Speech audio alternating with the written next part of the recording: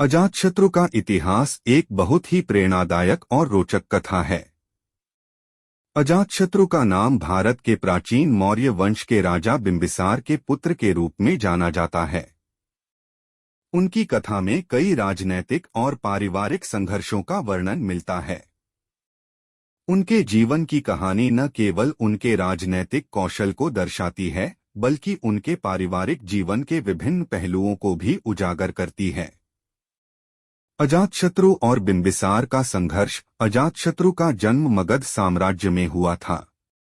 उनके पिता बिंबिसार एक शक्तिशाली और कुशल शासक थे, जिनकी मौर्य वंश के विस्तार में महत्वपूर्ण भूमिका थी। अजातशत्रु ने अपने पिता के प्रति विद्रोह किया और उनसे सत्ता छीनने का प्रयास किया। उन्होंने अपनी महत्वाकांक्षाओं को पूरा करने के लिए अपने ही पिता को कारागार में डाल दिया।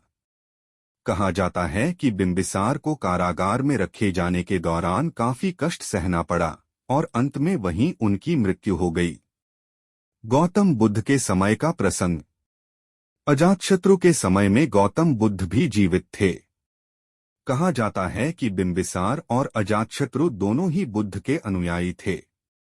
अजातशत्रु ने बुद्ध के धर्मोपदेश को सुना और उससे प्रभावित होकर अपने जीवन में बदलाव लाने की कोशिश की। बुद्ध के साथ अजातशत्रु का संबंध बहुत महत्वपूर्ण है, क्योंकि उनके प्रवचनों ने अजातशत्रु के जीवन में सकारात्मक परिवर्तन लाने में सहायता की। अजातशत्रु का शासन और उपलब्धियां।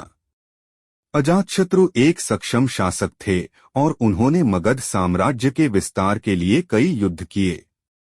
उन्होंने अंग, काशी और वैशाली जैसे कई राज्य जीते।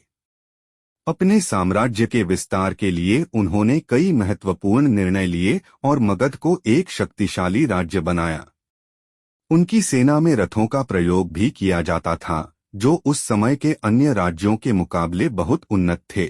सम्राट के रूप में अजातशत्रु। अपने पिता की मृत्यु के बाद अजातशत्रु ने राज्य का कार्यभार संभाला और मगध को एक महान साम्राज्य में तब्दील कर दिया।